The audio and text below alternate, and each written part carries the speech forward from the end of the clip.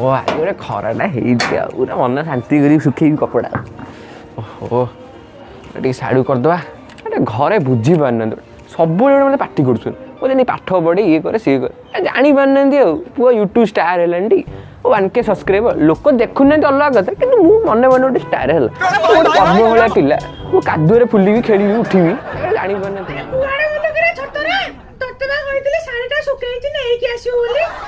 तुम कहला लुगाटा सुखई थियो बोली आ मुबा सुखौसा गाउथे आ तू कोन लुगा सुखौछु आ मु बा लुगा सुखई छी तोतरा कहले लुगाटा तोली की रे की आसीबू मूर्ख म्यूजिक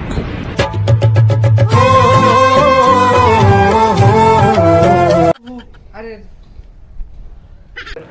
जानी पारना केमती स्टार लोक सारे कथबार्ता करती आ किछि दिन पैसा टे पड़ी आसु आ तले जो गरटा नहीं एमती चिन्ह लगे पूरा साइकिल लगे तो जिंदगी के साथ भी जिंदगी के बाद भी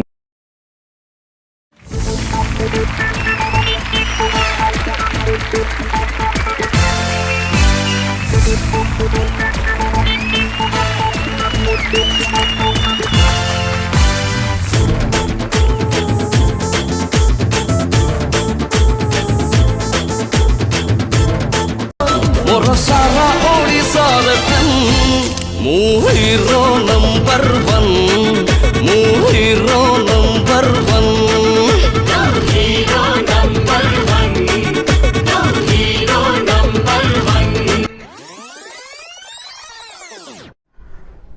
ओहो बो कोन करू छु तू अरे बाड़ी पुरा सेट्टी के थाउ तो भाबुरा तोळू को आसे ओहो भारत रे प्रकृत टैलेंट किछि मूल्य नै देखुछन तम बो गोटे बोली पु किंतु मूल्य देखुछन त कोन कहिबे आपन आसंतु खरा टिक अधिक होची भीतर बसी कथा 2 seconds later हम वीडियो को अपेक्षा करी करी आपन घरे सरी गलानी कोबी हम आपन मानु स्वागत करतु सलसलिया टीवी आपन देखिले मो मोर उग्र रूप कि समय पूर्व मु भी जानि आपन घरे भी सही होता आपन को भद्र घर पिला नहंती तबे आसंतु जे आपन घर मोर समस्त को मां पर किछि पद कथा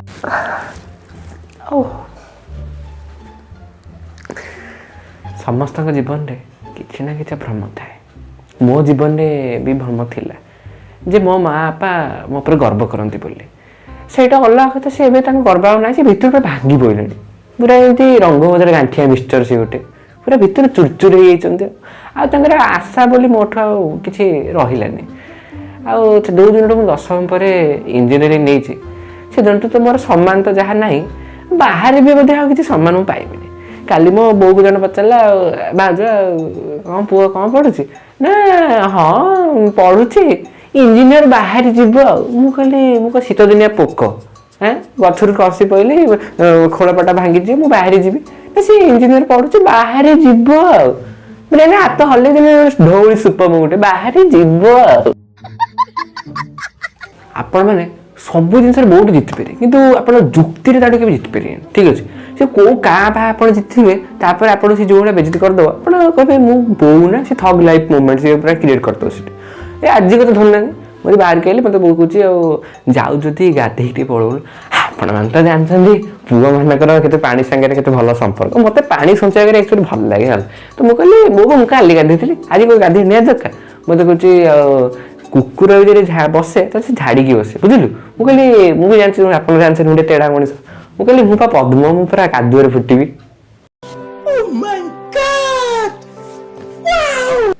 लॉजिक कथा कहून आपन को जो मार लॉजिक कथा आ गोटे कथा शुणुना मुझे कहली सांग मैंने सब मिसिकी कहले एस्प्लेनेड बुलिया हो ठीक है चलो नुआ वर्ष जा उठे मुझे बो मुझे जाऊँगी एस्प्लेनेड बुलिया छाड़े मत पैसा पैसा दे मुझे बुलाबुली करके आसबि सांग सागर मो बो कौन कहते कहली सी भाविला मुझे फिल्म देखा जी कौ हॉलीवुड फिल्म मत कही आलो मो धन लो आलो मो सोना तू कहीं जाऊ से प्लानेट तो बड़े गली बोले मुझे ये कौन मुझे हॉलीवुड फिल्म देखते अच्छी मुझे कौन स्पाइडरमैन कि आसिक गोटे मदर माड़ हम मो उपर आसिक पथर पड़ो मुझे एस्प्लेनेड गोटे रसुलगढ़ पाखे जगह दर्शनीय स्थान बुलाया जाते ना मत कह हाँ ठीक अच्छे जीव जब जाए गरम पानी नहीं जाऊ ठंडा है तो पी मुझे से एड़े बड़ जगह मुझे गरम पानी नहीं जी कौन कह देखुन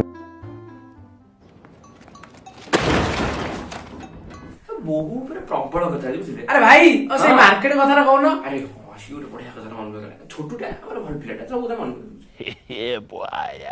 ବିଶ୍ୱାସ କରିବେନି ମୋ ବୋଉ ଯାଇଛି ଥରେ ମାର୍କେଟ କହିଲା ପୁଅ ନେଇଛି ଦିଟା ତ ଭିତରେ ପିନ୍ଧନ୍ତି ବୁଝିପାରୁନି ଆପଣ ଚଢି ହଁ ସେଇଟା ମୁଁ କହୁବାକୁ ଚାହୁଁଛି ତଥାପି ଆପଣଙ୍କ ଆଗରେ ମୁଁ କହିବାକୁ ପଡୁଛି ମତେ ଆମେ ଯାଇଛୁ ଦୋକାନ ବାଲା କହିଲା ଆଉ ଭାଇ ଚଢି ତ ଶିଖୁଛି ସାର୍ ମ୍ୟାମ୍ ଆଉ କେତେ ସାଇଜ ନା 85 ମିଟର ମୁଁ ଖେଳୁଥିଲି ମୁଁ ଆଡେ କମେଇଲି କହିଲି 85 ମିଟର ଏଇଟା କଣ ପାଲ ଆଣିବି ମୁଁ ଗୋଟେ ସେ ଦୋକାନ ବେଳେ ବାଉଳା ହେଇଗଲା ଦୋକାନ ଲାଗୁଛି ଏଇଟା କରୁଛ ତ ଆଣିବି କୋଉଠି ସିଏ ମୋ କହୁଛି ହଁ ଦେଖ ଥିବ କାହିଁ କୋଉଠି ଲୁଚି ଦେଖୁନ ପଛରେ ମାଲ ଥିବ ଦୋକାନ କହୁଛି ସାର୍ ମ୍ୟାମ୍ ଏଇ ଦୋକାନଟା ଆପଣ ଘୋଡେଇ ଦେବେ 85 ମିଟରରେ ଏତେ ପୁରା କପଡା କୋଉଠି ହବ କଣ କହିବି ଯୁକ୍ତି ତ କରୁଛି ତା ସାଙ୍ଗରେ ନା ଥିବ ବାଟ ଥିବ ମୁଁ କହିଲି ବୋଉ ଏଟା 85 ସେଣ୍ଟିମିଟର ସେଟା ଚଢି ସେଟା ତମ ପାଲ ଅନୁଛି ଏଟା କୋଉଠି ଆଣିବ ତମେ ବୋଉର ମହାନୀୟତା ତ ଆମେ ସବୁ ଜାଣିଛୁ ବୋଉର ମହାନୀୟତା ଯେହେତୁ ଲାଇଫରେ ବୋଉ ଗୋଟେ ନିର୍ଦ୍ଦିଷ୍ଟ ଅଙ୍ଗ ଭାବେ ଚଳିବ କାରଣ ତା ବିନା ଆମେ ଚଳିପାରିବୁ କିନ୍ତୁ ମିଡିଲ କ୍ଲାସ ଫ୍ୟାମିଲିରେ ବୋଉର ମହାନୀୟତା ଟିକେ ଉଛୁଳି ଜଣା ପଡେ ଆଉ ଅଧିକ କହିଲେ ଆପଣ ମୁଁ ଆପଣଙ୍କୁ 3ଟା କଥା କହୁଛି ଯୋଉଟା ଆପଣ ଜାଣିଦେବେ ଆପଣ ମିଡିଲ କ୍ଲାସ ପଡେ 3ଟା ଆପଣଙ୍କ ଘରେ କୁକୁର ଅଛି ମୁଁ ଜାଣିଛି ଆପଣ ହସନ୍ତୁ ଆପଣ ନାହିଁ ଆପଣଙ୍କ ଘରେ କୁକୁର ନାହିଁ ଆପଣଙ୍କୁ ପାଳିଛନ୍ତି ସେଇଟା ବହୁତ ବଡ କଥା ଦ୍ୱିତୀୟ କଥା ଆପଣଙ୍କ ଘରେ କେବେ ଦନ୍ତକାନ୍ତି ହେଇଛି ଦନ୍ତକାନ୍ତିକୁ ଆପଣ ଗୋଟେ ବଢିଆ କଥା କହୁଛି ଆମ ଘରକୁ ଦନ୍ତକାନ୍ତି ହେଇଥିଲା ଠିକ ଅଛି ନିଦ ବେଳରେ ଆଇଲି ଦାନ୍ତ ଘଷିଥିଲି ମୁଁ ଦେଖିନି ଦନ୍ତକାନ୍ତି କି ସେଟା କଣ ମୁଁ ଦେଖିନି ଥରେ ଆଣି ଲଗେଇଲି ଦାନ୍ତ ଘଷି ଫେଣ ବାହାରିଲା ତ ମୁଁ କହିଲି ଠିକ ଅଛି ଅଳ୍ପ ନେଇ ଆସିଥିଲି ପୁଣି ଆଉ ଥରେ ଲଗେଇଲି ଦାନ୍ତ କିଛି ବାହାରିଲାନି ମୁଁ କହିଲି ମୁଁ ମାଟି ଫାଟି ଚୋବଉଛି ନା କଣ ବୋଧେ କାଦୁଅ ମାଟି ଗୋଟେ ଦାନ୍ତ ଲାଖିଲା କିନ୍ତୁ ଫେଣ ବାହାରିଲାନି ମୁଁ କହିଲି ବୋଉ କଣ ଏଇଟା କିଛି ଫେଣ ଫେଣ ବାହାରିନି କଣ ଆଣିଲି ମତେ କହିଲି ଆରେ ସେ ପତଞ୍ଜଳି ପ୍ରଡକ୍ଟଟା ଥିଲା ତ ବାପା କାଲି ଆଣିଛନ୍ତି ସେ ଲେଖିଛି କଣ ଦାନ୍ତ କି ମସୁଡକ ବହୁତ ଷ୍ଟ୍ରଙ୍ଗ ବନାତା है वो ମତେ ଅଧା ଇଂଲିଶ କହିଲା ମୁଁ ବୁଝିଲି ତ ମତେ କହିଲା ମୁଁ କହିଲି ଆଉ ଯାହା ବି ଆଣେ କିନ୍ତୁ ଫେଣ ବାହାରିନି ମୁଁ କେମିତି କଣ ମାନେ ଭଲ ଲାଗୁନି ନା ତ ମୁଁ କହିଲି ଦାନ୍ତ ଘଷିବି କେମିତି ନା ଯେମିତି ମ୍ୟାଗି ପଛରେ ଲେଖା ହୁଏନି 2 ମିନିଟରେ କେମିତି ତାର ପ୍ରୋସିଜରଟା ଦେଖ ତା ପଛରେ ଥିବ ଯଦି ବାବା ରାମଦେବ ନା କିଛି ବି କହିହବନି କିଛି ଅଲଗା ପଦ୍ଧତି ବିଧି କିଛି ଅଲଗା ଆସନ କରିଦେଲେ କାଳେ କରିହବ ଦେଖୁ ଏଠି କଣ କହିବ ଆପଣ ଭାବୁନାହାନ୍ତି ମାନେ ସେ ଦାନ୍ତ କରିକି ଏମିତି ଗୋଡଟାକୁ ମୁଣ୍ଡରେ ପେକି ଦେଇ ହଁ କହୁନ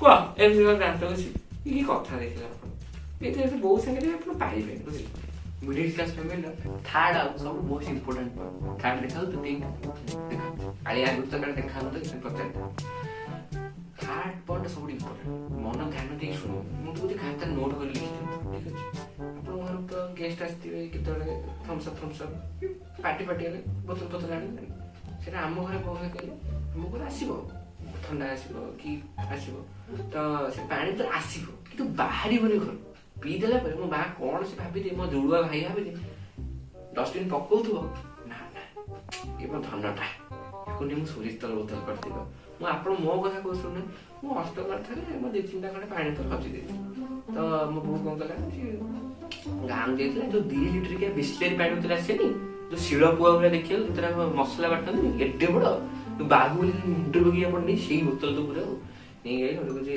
ତୁ ବୋତଲ 3ଟା-4ଟା ମାନେ ହଜେଇଲୁଣି ଏଇ ପାଣି ବୋତଲ ନେଇକି ଯିବୁ ମୁଁ ଆଉ ନିଃସହାୟ ନା ସେତେବେଳେ କିଛି କରିବି ହବନି ନିରୀହ ପିଲାଟା ମୁଁ ଜାଣିଛନ୍ତି ଦେଖାଉଛନ୍ତି ତ କହିଲା ଠିକ ଅଛି ତାପରେ ମତେ ବୋତଲ ଦେଇଥିଲା ବିଶ୍ୱାସ କରିନି ମୁଁ ବ୍ୟାଗ ମାପିଲି 200 ଗ୍ରାମ ହେଲେ ଖାତା ହୁଏ 200 ଗ୍ରାମ ବ୍ୟାଗ ବୋତଲ ମାନେ ଏକା 2 କେଜି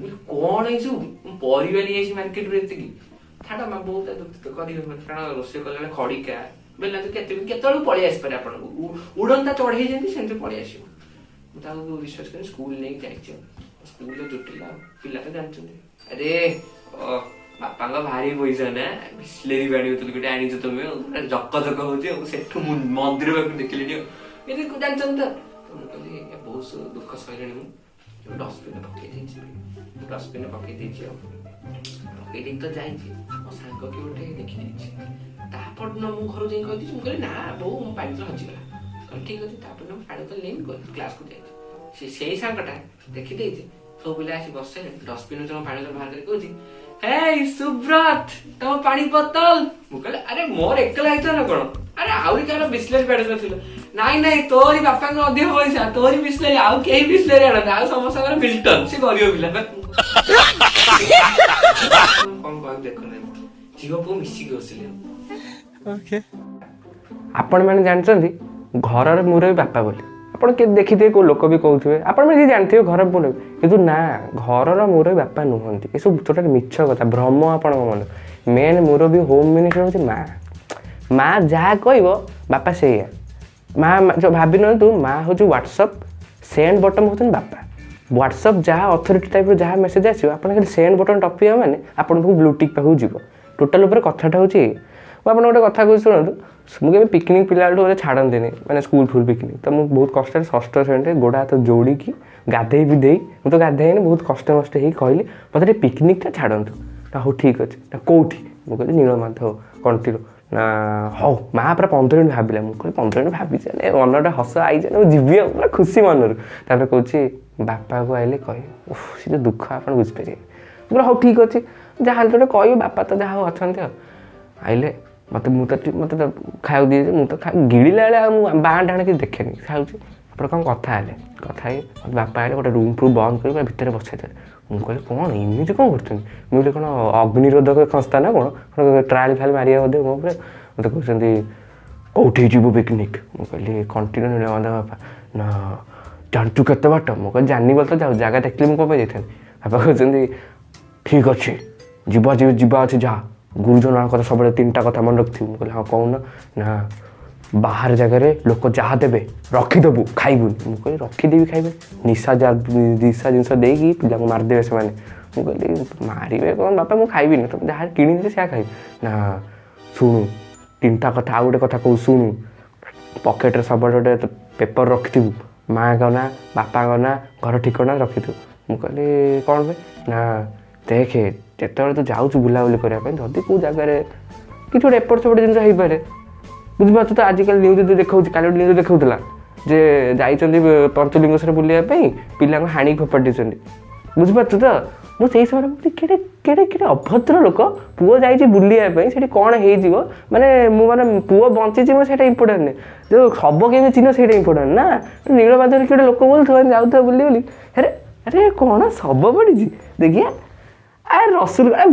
ଭୁବନେଶ୍ୱର ଶବରେ, ଭୁବନେଶ୍ୱର ଶବ, ଗୋଟେ ଭ୍ୟାନ୍ରେ ପକେଇଦେ, କାଲି ସକାଳ ସୁଦ୍ଧା ପହଞ୍ଚିବ। ମାନେ ଇଏ କ'ଣ, ମାନେ ଶବ ଚିହ୍ନିବା ପାଇଁ ଗୋଟେ ପର୍ଚି ଭିତରେ ମୁଁ ନାଁ ଲେଖି ଛାଡ଼ି। ମୁଁ କହିଲି ଠିକ୍ ଅଛି, ଯାହା ସହିଦେଲି।